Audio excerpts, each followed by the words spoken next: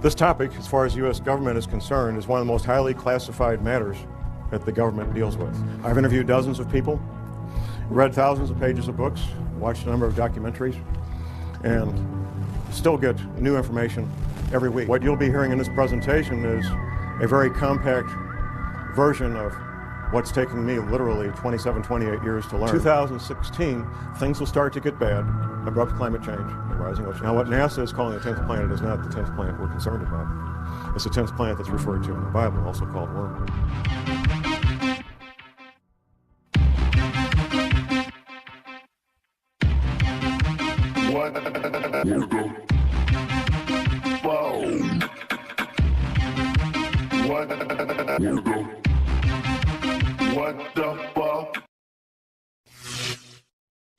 The first thing I'll ask you this question.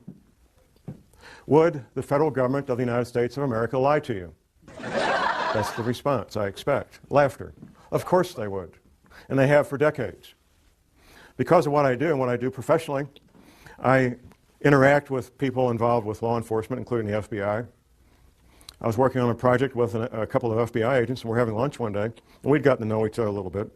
And I thought, well, I'll ask this guy the question. What happened with John Kennedy when he was shot? Now, the man I was asking this was not just a run-of-the-mill FBI agent. He was a supervisory level FBI agent. Within a few years of retirement, he's now retired. And I kind of put him in a box because if he told everything he knew, he was jeopardizing his career and his pension. But if he said, John, the Warren Report was exactly accurate, then I would know that he was a nutcase, because nobody believes the Warren Report. So here was his answer. It's a very creative answer. This is from a supervisory level FBI agent regarding the Kennedy assassination. His answer was 2 words: creative forensics. Now, that let me know that he knew. What every person who's looked at it carefully knows is that the Kennedy assassination was not what we've been told it is.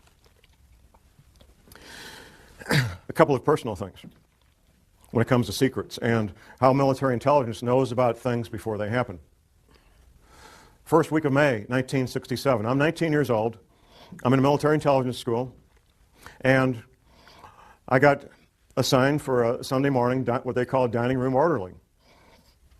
My assignment was to be in the officers' mess where they served breakfast on Sunday morning, stand at parade rest, and whatever the colonels and the majors wanted, if they wanted coffee, I go get it. If they wanted toast, I go get it. Stand there at parade rest, eyes straight ahead, and just wait on the officers. One colonel is talking to another colonel. Now, this is military intelligence school, and these are field-grade officers in military intelligence. First week of May, 1967. One colonel says to the other colonel, you know, those Golan Heights are going to break loose any day now. First week of May, 1967. What happened 4 weeks later? The Six-Day War. Yeah, they knew. They knew. Fast forward just a few months, September 1967. Now, I see some folks in here old enough to remember the Tet Offensive of 1968 in Vietnam, end of January 1968, which took place only 2 months after General Westmoreland gave his famous light at the end of the tunnel speech to a joint session of Congress, December 1967, where General Westmoreland told the joint session of Congress that Viet Cong were defeated on the battlefield, could no longer mount a credible offensive. I get to Vietnam in 1967 in September. By the end of September, I knew about the Tet Offensive at the end of January 1968, 4 months before it happened, 5 months before it happened. I knew about it, and I was getting ready for it. Everybody else found out the last week of January 1968. You better betcha, the people in military intelligence, they know about things before they happen. I know about things before they happen, even now, because I've maintained my contacts inside military intelligence. What you're going to learn today is known by the major world governments. I doubt the president of Zimbabwe knows what we're going to talk about, but the heads of England, Canada, United States, Russia, China, they all know, and they're making preparations. The Vatican knows, and I have some local connections there that I know about the Vatican and what they're doing. The Fortune 100 companies, they're getting ready and being prepared. My first-hand awareness began in year 2000. 2 different men, friends of mine, they're both researchers. They approached me and they said, John, there's this thing that's going to happen. We're not sure about the date, but it's going to happen. When it does, there's going to be abrupt climate change. There's going to be 200-mile-an-hour winds. The growing threat of There's going to be climate massive tidal change winds. could And I define the said, yeah, contours sure, of give this me a break, century you more know. dramatically than any other. But I knew these men well enough that I trusted what they told me, and I went to a confidential source and I said, check this out. I need to find out if this is true. And my confidential source, a friend of mine, he says, oh, John, that's silly. That can't be real. But he trusted me and knew me well enough to check it out. He gets back with me a few weeks later, and he says, John, it's exactly what you said it is. It's coming, it's going to hit us, it's going to hit us hard. And there's going to be 200-mile-an-hour winds. And there's going to be massive tidal waves and earthquakes and all the rest of all the things that you said. That was in the summer of 2000. And what should give us hope that this is a turning point? That this is the moment we finally determined we would save our planet. My research has continued. I've continued to develop my sources and put the whole thing together so I can make this presentation. I've got copies in the lobby that I'll make available for anybody that wants it. It's the Department of Defense study done by a private think tank about abrupt climate change. Now, the Department of Defense spent many thousands of dollars to have this private think tank put this paper together. And I've got a quote from this, and what I've got out here that you can get is the open source unclassified version. The classified version I haven't been able to get my hands on. But here's the first paragraph of that paper by Peter Schwartz and Doug Randall. Recent research, however, suggests that there is a possibility that this gradual global warming could lead to a relatively abrupt slowing of the ocean's thermohaline conveyor, that's the Gulf Stream, ladies and gentlemen, which could lead to harsher winter conditions, sharply reduced soil moisture, and more intense winds in certain regions that currently provide a significant fraction of the world's food production. With inadequate preparation, the result could be a significant drop in the human carrying capacity of the Earth's environment. That means people are going to die. That's what that means. Has anybody seen the film The Day After Tomorrow? Anybody? Okay, a few. There's some science in there and there's some science fiction. If you haven't seen it, I would urge you to get a copy from the library, borrow a copy, whatever it takes. The opening scene is something, it's a dramatic interpretation of what really did happen, which was Larsen Ice Shelf B breaking away from the Antarctic continent. That really did happen. Very dramatic event. Now, some of the science in there is what will be happening in the future with abrupt climate change. The science fiction in that film is what's going to cause it. And the science fiction is human activity creating CO2 greenhouse gases. That's the science fiction. There's three characters in that movie. They're oceanographers, and they're on a little island off the coast of Scotland. And quite frankly, they could be anywhere because you can do this from your home if you've got internet access. There's buoys out there in the Atlantic that give 24-hour, 7-day-a-week readings of the ocean temperature. And anybody can do this any place. You don't need to be on a little island off the coast of Scotland. So they're sitting there watching the ocean temperatures off the coast of Scotland. And then there's a dramatic drop in temperature on one buoy, then another buoy, and so forth. And what they're watching is the North Atlantic thermohaline conveyor, which is also called the Gulf Stream. From my private sources, I know that in real life, not in Hollywood films, but in real life, PhD oceanographers, 24 hours a day, 7 days a week, are actually doing that on both sides of the Atlantic, and they're very, very concerned. Just a couple of years ago, there was an announcement that the Gulf Stream had slowed down by 30%. My private sources tell me it's been more than that. Now here's the deal. You look at a map of the world, and you've got England, Ireland, and Scotland here, and you've got Moscow here. They're both the same distance from the North Pole. They're both the same distance from the North Pole. England, Ireland, Scotland, and Moscow. What's the difference? I mean, they rarely see any serious snow in England, Ireland, and Scotland. They don't have furnaces like we do because it doesn't get to be 10 degrees. And they certainly don't have the winters of Moscow, even though they're the same distance from the North Pole. The reason they don't is the Gulf Stream. The Gulf Stream is that ocean of warm water that comes up from the Caribbean, the Gulf of Mexico, up the east coast of the United States, goes over and down past England, Ireland, Scotland, past France, goes on south, and makes a big circle. That's the Gulf Stream. That's what gives England, Ireland, and Scotland the very temperate, mild winters that they've always enjoyed. The best PhD oceanographers on the planet know that it's slowing down, and they know it's going to stop. There's some disagreement about when. And because there's some unknowns that they have to try to do some guesswork. But here's what makes the Gulf Stream work. It's the salt content. It's the salinity of the ocean. The salt content of the ocean allows that big engine to pump that water up, go over and come back down and do that big circle of thousands of miles. The salt content is changing because of melting freshwater ice in Greenland and melting freshwater ice in the Antarctic. Now, the melting ice at the North Pole doesn't make any difference because that's floating salt water. So it doesn't make any difference. It doesn't change the sea levels, it doesn't change the salinity of the ocean. This fresh water being introduced into the ocean is reducing the salinity of the ocean. That's slowing down the Gulf Stream, and at some point it will stop. 3 years, 5 years, 20 years, I can't tell you when. And the best PhD oceanographers on the planet can't tell you when. They can tell you it's about to happen, though.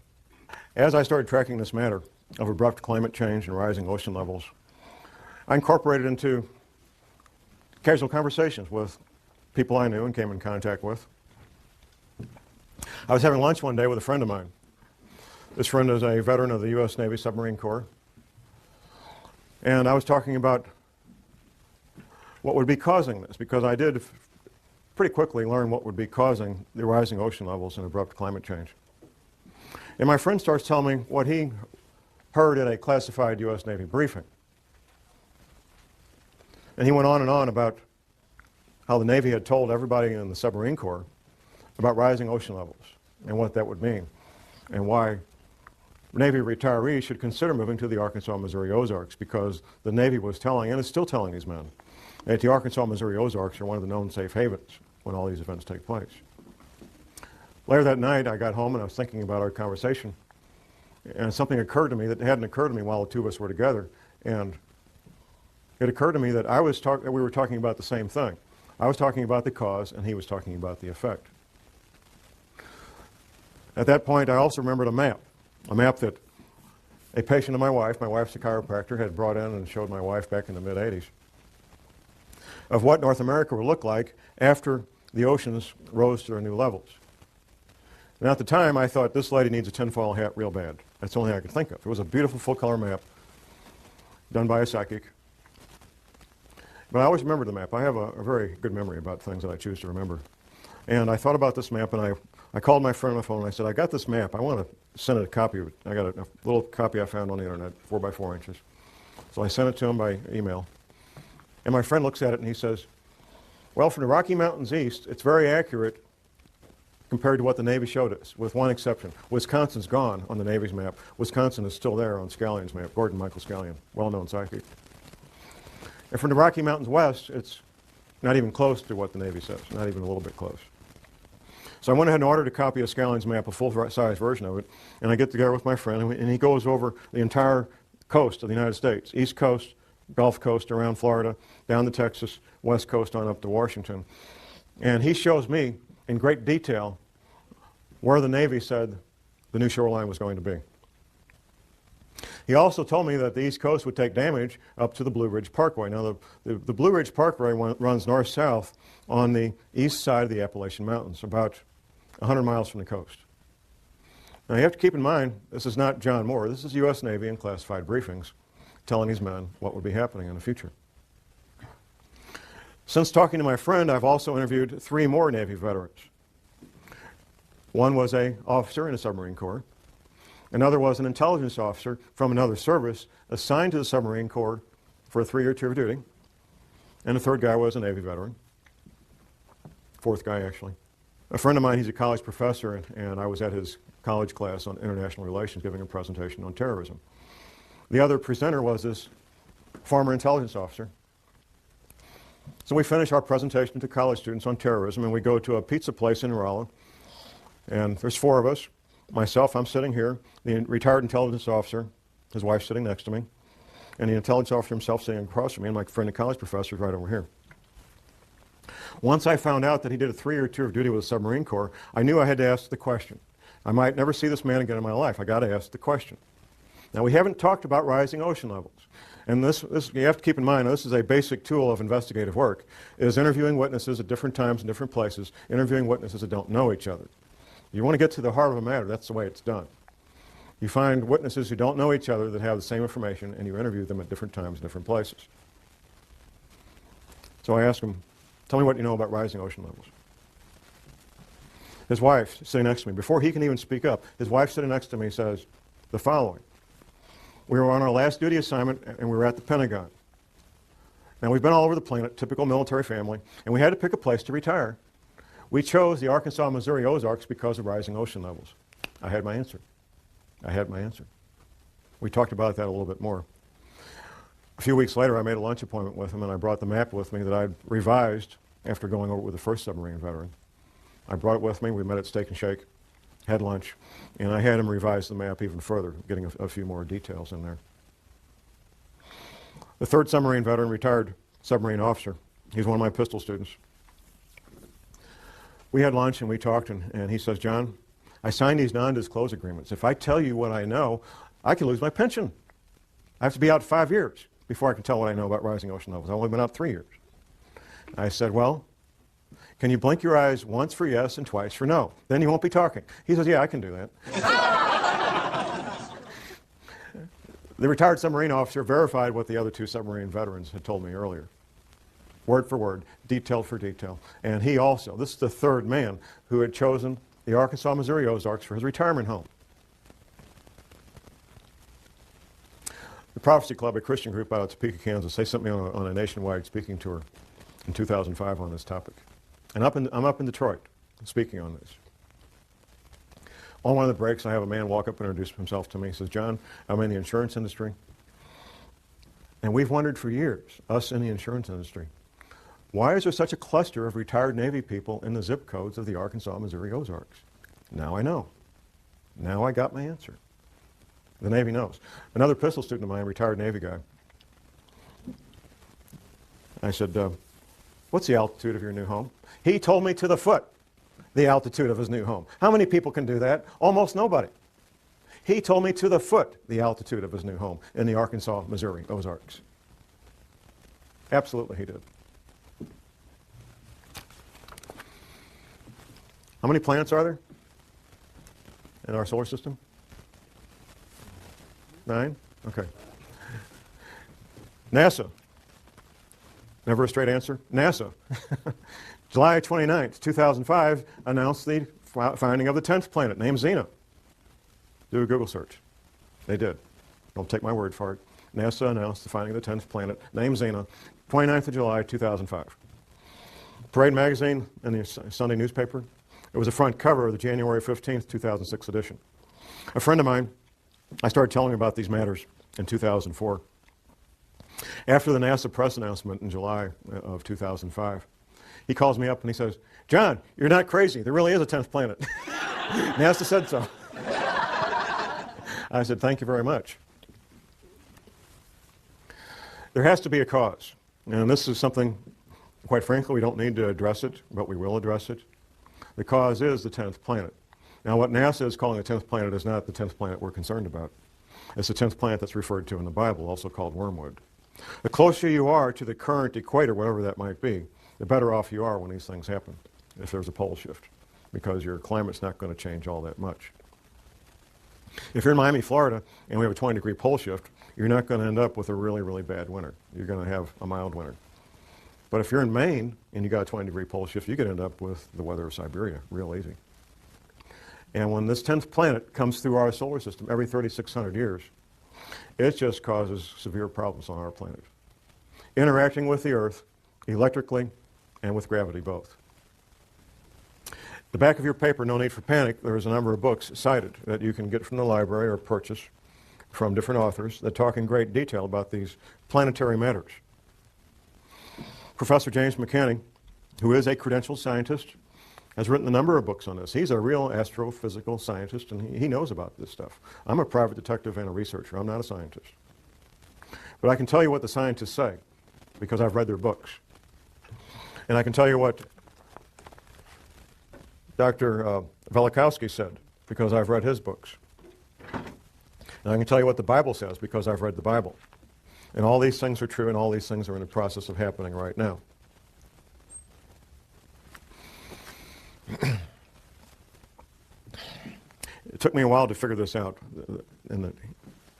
for the following reason. All these Navy veterans, they were all told about abrupt climate change and rapidly, violently rising ocean levels. And I was trying to figure out, and I finally figured out in the past 12 months, where is all this water going to come from? Because the men that I was interviewing, they were in the audience, like you guys. They weren't the scientists. The Navy just told these men in these classified briefings what would be happening. They didn't tell them how or why. They didn't need to know. They told them what would be happening. They told them that these oceans would become violent and have massive, violent tidal waves that would wipe out all areas near the coast. Up until last year, I was thinking, oh, melting ice at Antarctica, melting ice at Greenland. But how could it melt that fast? Well, it can't melt that fast, even with what we're going through. It turns out the answer was right in front of me all the time. There's a quote from Velikovsky that I'll be reading here in a moment when we get to it. It turns out that the knowledge is something all oceanographers know, and a lot of people in geology departments in every university knows. There is a bulge of water at the equator. Now we're talking about sea level here. Sea level is measured at Cornwall, England. It's a couple hundred years ago. England was kind of running things when it came to oceans, and they got to pick where to measure sea level, and they measured it they got a big rock. There's a line there. That's sea level. It turns out that sea level varies as much as 494 feet up and down from that rock in Cornwall, England. Now that's like a 50-story building. I mean, it's a lot of water. And there's a bulge of literally millions of cubic miles, 1 mile by 1 mile by 1 mile, cubic miles. Millions of cubic miles of water bulge at the equator of this planet. It wasn't common knowledge for John Moore, I found out. It's not common knowledge for most people. It's held in place by two things, the rotation of the Earth and gravity. Anything that changes our true north, our pole, by more than just a couple of degrees will cause that water to be disrupted. And there's a technical term for it, slosh. And there's records locked up in bones and stone of this having happened in the past. Velikovsky talked about it extensively in his books. Talk a little bit about this water damage. You have a map in your handout. Now, from Washington, D.C. to Boston is basically one big city. Since World War II, that's what it's become. One big city. All that's going to be gone.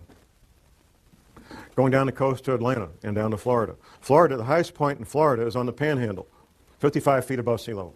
Florida's finished, except for a small part of the isthmus, maybe. And that's a big maybe.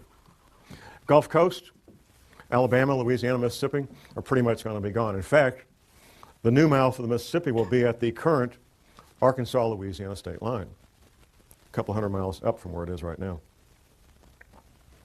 Going down around the coast of Texas, Texas will take damage about 100 miles inland.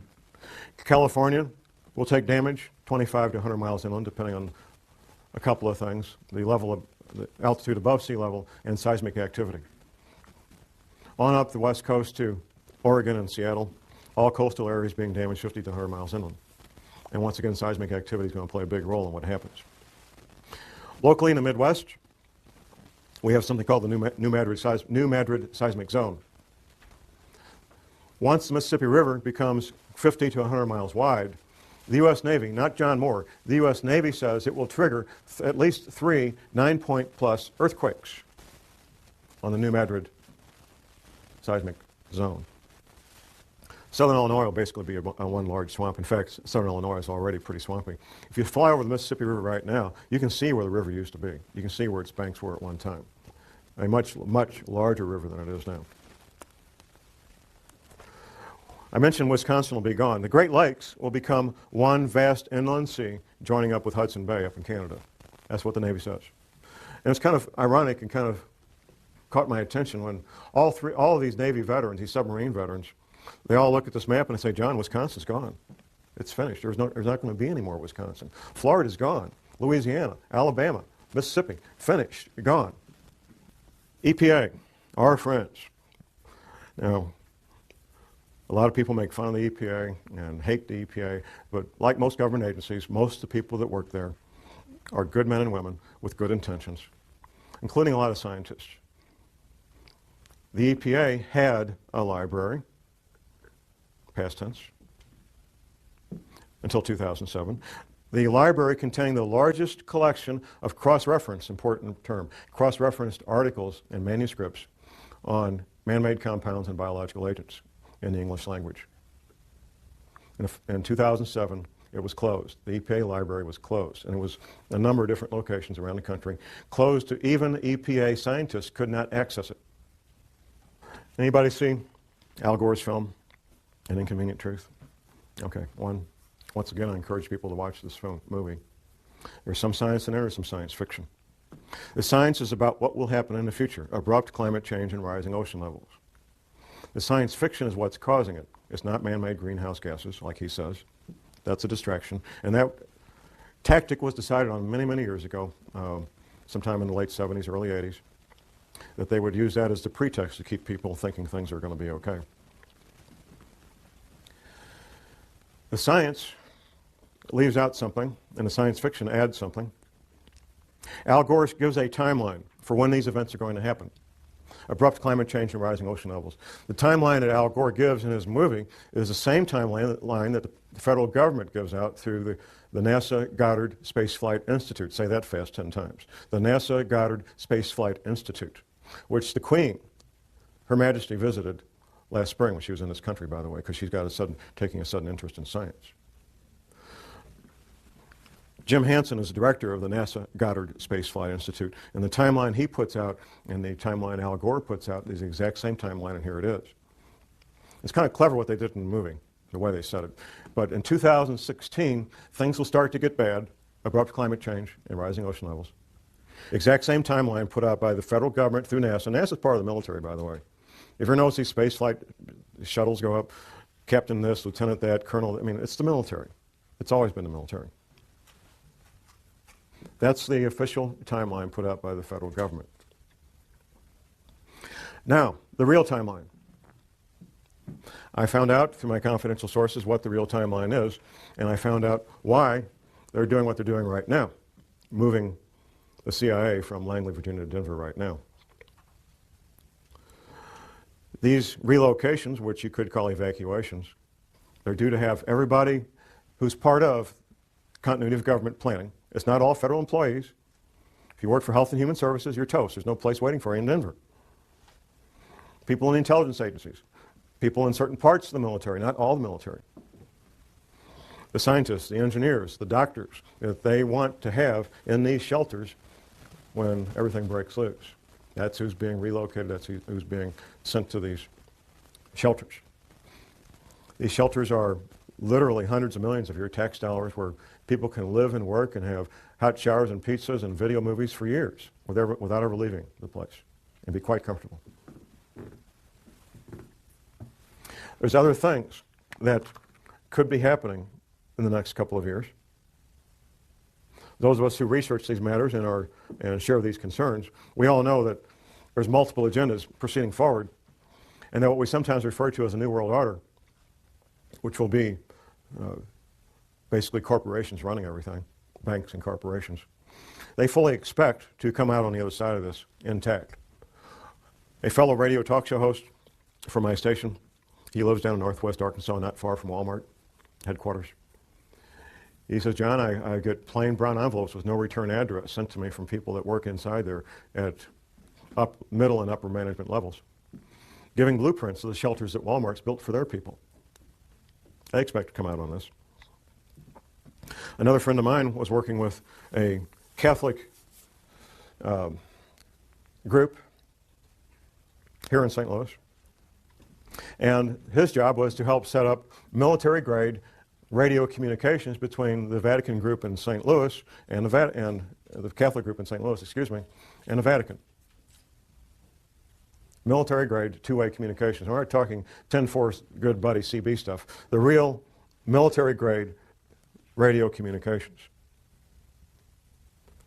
The agendas of the people that control the world, the international bankers and the Fortune 500 and so forth, is to have a planet with far less people on it than there is now, either inadvertently through these earth changes or by design, through World War III, a flu pandemic, or a severe economic collapse leading to societal disruption, or all three happening at the same time. These are all matters that could be happening in the not too distant future. I refer to what we're living in right now as phase one.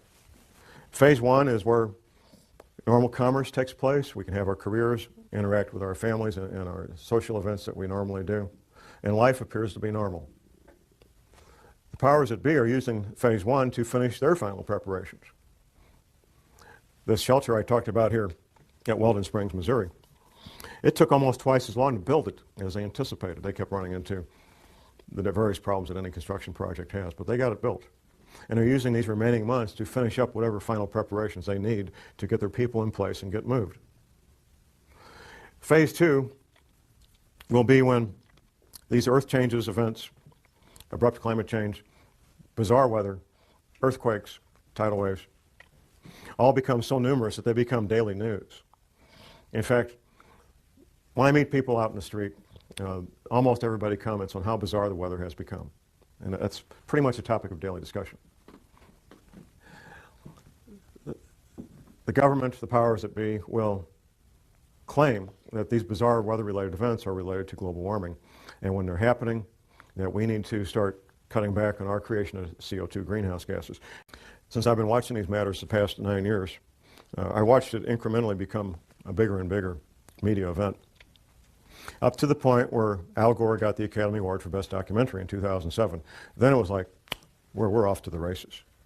Where up until that award, that Academy Award, global warming related news stories was maybe twice a week.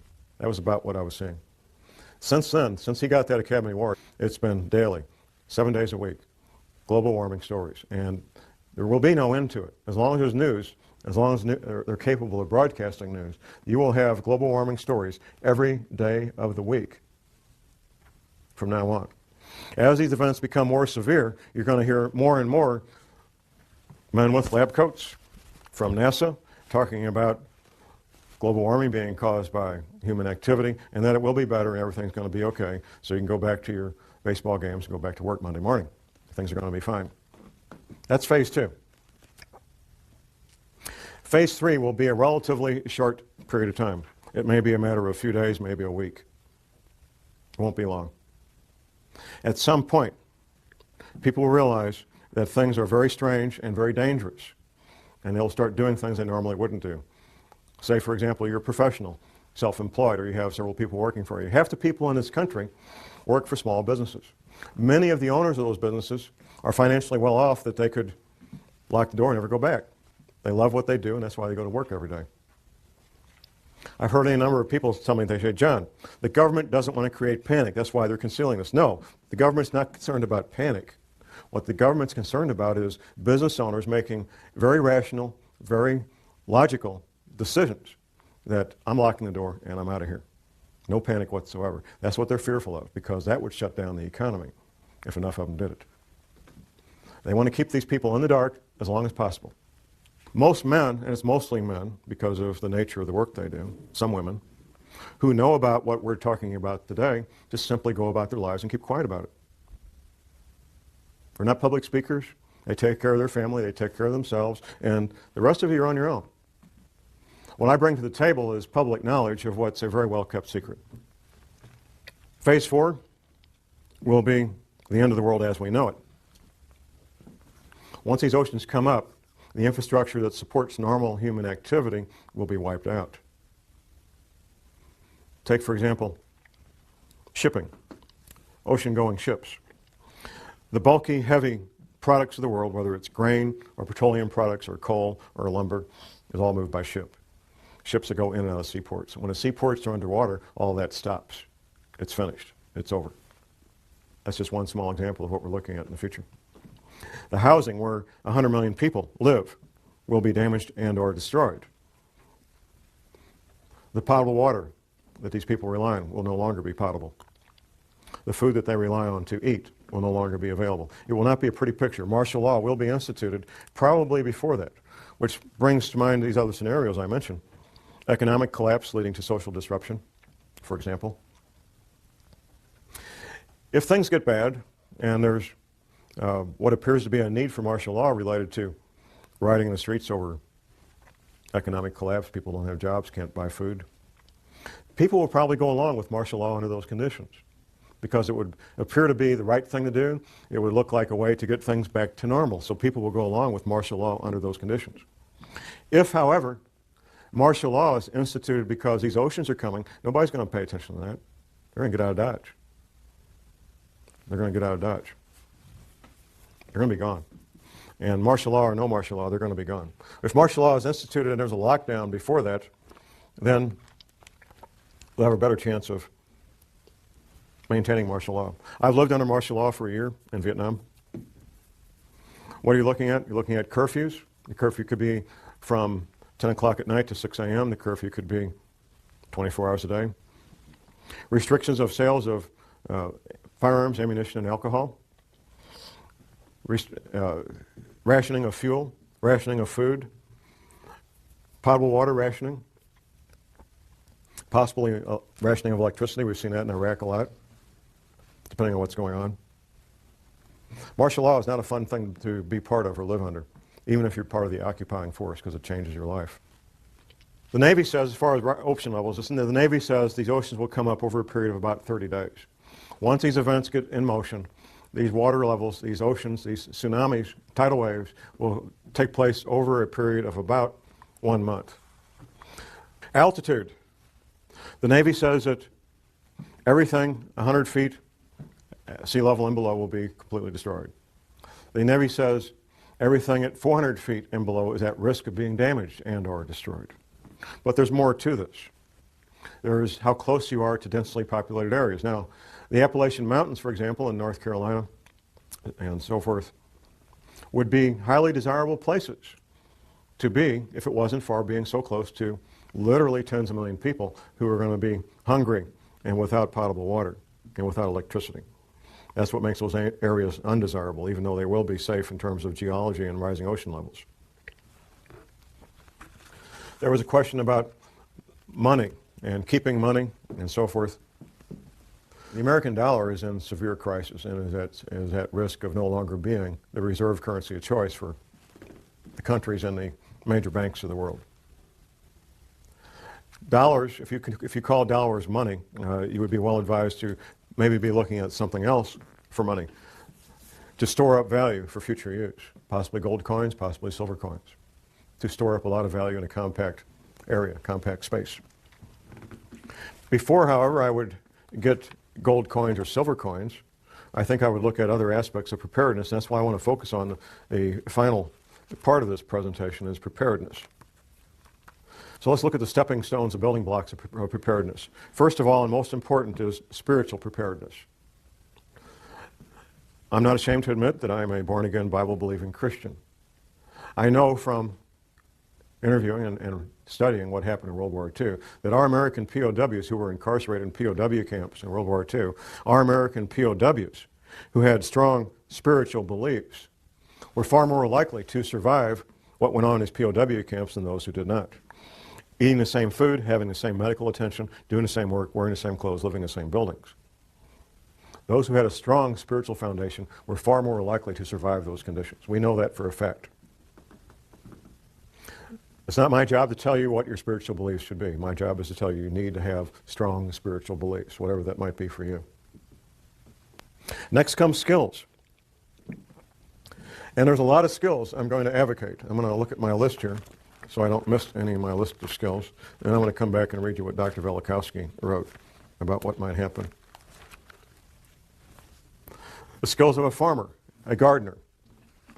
You will be growing your own food. The skills of a paramedic. Now we get so used to, if somebody gets injured, we dial 911, and in a few minutes there's a wonderful, shiny ambulance with these highly trained technicians. They got all the stuff they need to save life.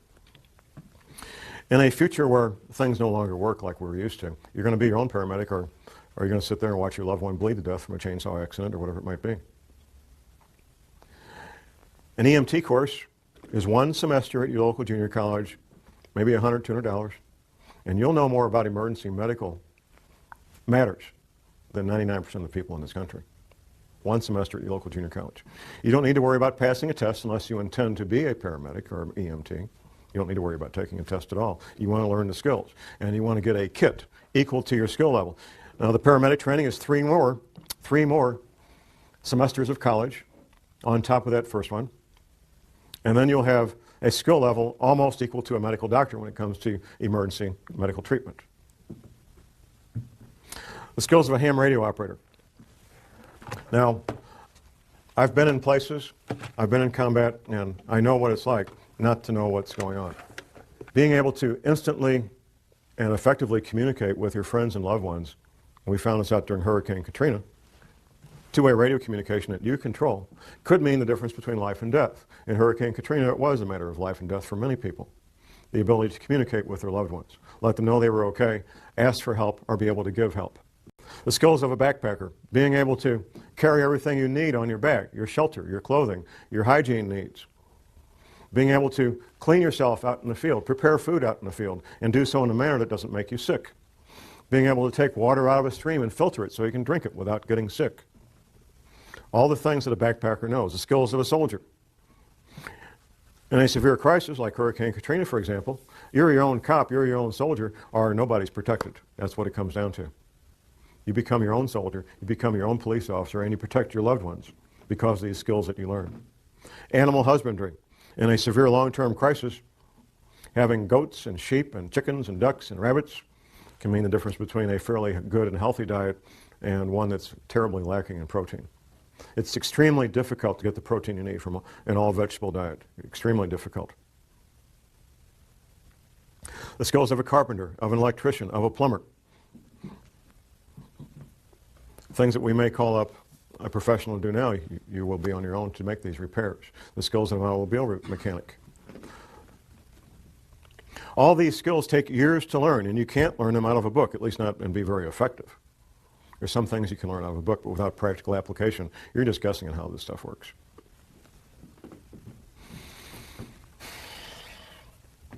Where do you live? I've had a number of questions during our breaks about where safe areas are. The Arkansas, Missouri, and Ozarks are one of the known safe havens. That's basically the bottom third of Missouri, not counting the Boot Heel, and the top third of Arkansas, not counting northeast Arkansas, that flat area where they grow rice. That's not considered part of the Ozarks. It has altitude. It's well above sea level, averaging 800 to 1,000 feet above sea level, some places a little lower, some places a little higher. A moderate winter, at least for the time being. I hope that continues. Good growing season as a consequence of that. Plenty of water, no shortage of water at all. And distance between where you will be and major metropolitan areas. The two largest metropolitan areas being being St. Louis and Kansas City. A friend of mine, one of the submarine veterans, lives in Mountain Home, Arkansas, very near the Missouri border. He says, John, we have all these people from Chicago moving down here. All these Chicago cops. Maybe they know something, huh? If you're choosing a place to live and thrive during a severe long-term crisis in the Ozarks, you may think, well, myself and my spouse, we can do this. Then I remind people who are considering that of the number 168. 168 hours in a week, and in a severe long-term crisis, somebody's going to have to be awake 168 hours a week. Because no people can do that, I suggest that at least 6 adults come together and decide to shelter as a group. I also suggest that people have at least a 2-year supply of food. Professor McCanney, in one of his books, his 60-page pamphlet about surviving Planet X, he mentions the possible future need, to establish a new calendar. It goes something like this. If there would be a pole shift, it would change the seasons, it would change the calendar. In fact, within recorded history, the calendar has changed from 360 days to 365 days. This has happened in the past. If it changes more than 3 or 4 weeks, though, here's what could happen. You could plant your seeds at the wrong time. If you plant your seeds at the wrong time and you can't go to the grocery store to get food, this could be a life-threatening situation. So you need to be able to know when the time to plant is so you don't plant at the incorrect time and end up losing all those valuable seeds. Now I need to go back to Dr. Velikowski's quote here. Dr. Velikowski was a medical doctor, and he wrote several books about these matters. And he was hammered on mercilessly. One of the things Dr. Velikowski did was reconcile calendars, like when you reconcile your checkbook. And it's the nature of professionals in all professions not to talk to people who don't do what they do. And nobody had ever done this previously. And it's not easy to do, reconcile calendars from these ancient cultures. Dr. Velikowski made an observation. There is a passage in the Bible. The Israelis are having this battle, and They need a few extra hours to win this battle, and guess what? They got a few extra, their day was a few hours longer. You know the quote, Jim. The incident, right. Now, typically when we study the Bible, if there's something we can't understand, we just say, well, God's just trying to make a point. This really didn't happen. That's what we do. Up until fairly recently, that's what we had to do with the incident with the Israelis fighting this battle. Well, God was trying to make a point that he had the power to do this. It really didn't happen. Well, it turns out we now know scientifically how that could happen, and the only way it could happen. For the Israelis to get 3 or 4 hours more daylight, the only way that can happen is for the planet to roll over in space, giving those extra 4 hours. Here's what Velikovsky said. Well, if the sun didn't set over the Sinai desert when it was supposed to, on that date, and he had the date because the Israelis had calendars and they wrote it down. That's a pretty important deal. I mean, you know, if you're Moses and something important happens, you tell the scribes, hey, write this down. This is important. So they had written records and they had a calendar. Velikovsky said if that happened over the Sinai desert, then the sun must not have come up in China the next morning when it was supposed to come up. And the Chinese had scribes, the Chinese had calendars, and guess what? The sun didn't come up the next morning when it was supposed to. Verifying scientifically the Bible and verifying scientifically what really happened. The Israelis did get that extra 4 hours of daylight, and the Chinese didn't have the sun. Of course, the sun couldn't come up because the planet had rolled over in space. And that's why the Israelis, and God can make that happen, and he did make it happen. Now, Dr. Velikovsky wrote a number of books. Now, what I'm going to quote here word for word is a quotation from one of those books. Is titled Earth in Upheaval by Emanuel Velikovsky. Now what he's doing here is giving this is one page of one book. One page of one book. He's giving a very compact, highly condensed observation of what happens in a pole shift. Observations based on what he found going around the planet and finding the evidence.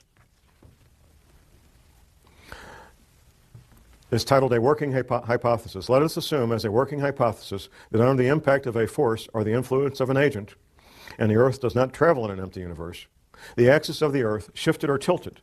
At that moment, an earthquake would make the globe shudder. Air and water would continue to move through inertia. Hurricanes would sweep the Earth, and seas would rush over continents, carrying gravel and sand and marine animals, casting them on the land. Heat would be developed. Rocks would melt, volcanoes would erupt, lava would flow from fissures in the ruptured ground and covered vast areas. Mountains would spring up from the plains and would travel and climb on the shoulders of other mountains, causing faults and rifts. Lakes would be tilted and emptied. Rivers would change their beds. Large land areas with all their inhabitants would slip under the sea. Forests would burn. Hurricanes and wild seas would wrest them from the ground on which they grew and pile them, branch and root, in huge heaps. The seas would turn to deserts, their waters rolling away.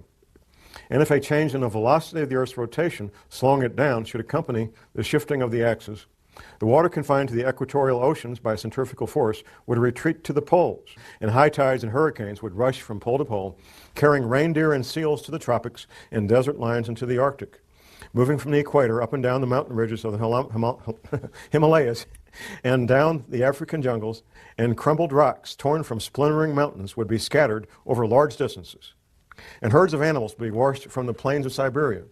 The shifting of the axis would also change the climate of every place, leaving corals in Newfoundland and elephants in Alaska, fig trees in northern Greenland, and luxuriant forests in Antarctica.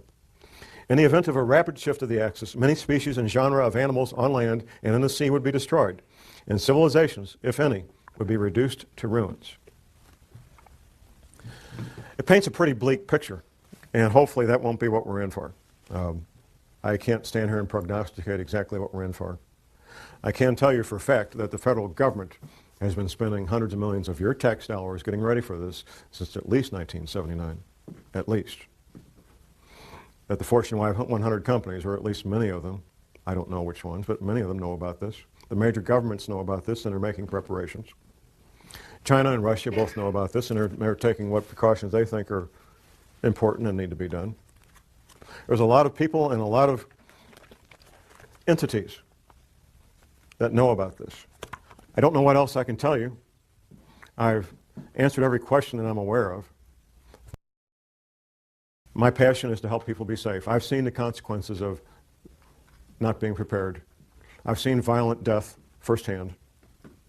I've smelled the bombs. I've seen the bleeding bodies. I've heard the screams of the people dying in agony. And it's not a fun place to be. My passion is to see people be safe. And I'll do anything I can to help people be safe and be prepared. That's my passion. That's why I'm up here doing this. And with that, I will ask that God bless you all and that God bless this country. And thank you very much.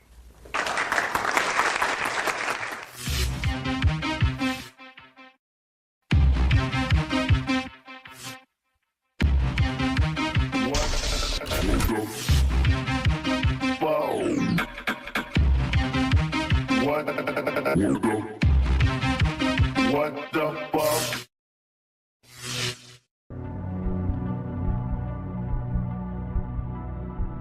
This topic, as far as U.S. government is concerned, is one of the most highly classified matters that the government deals with. I've interviewed dozens of people, read thousands of pages of books, watched a number of documentaries, and still get new information every week. What you'll be hearing in this presentation is a very compact version of what's taking me literally 27, 28 years to learn. 2016, things will start to get bad. Abrupt climate change, the rising ocean. Now what NASA is calling the 10th planet is not the 10th planet we're concerned about. It's the 10th planet that's referred to in the Bible, also called wormwood.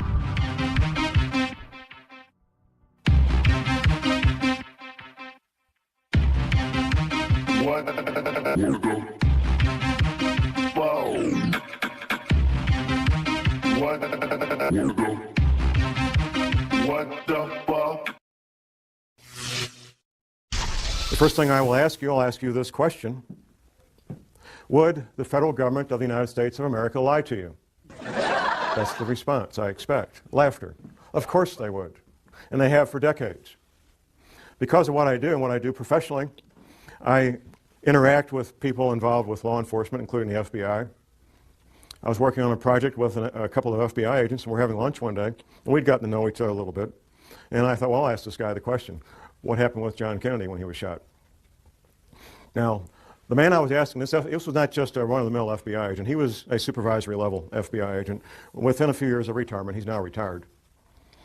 And I kind of put him in a box because if he told everything he knew, he was jeopardizing his career and his pension. But if he said, John, the Warren report was exactly accurate, then I would know that he was a nutcase, because nobody believes the Warren report.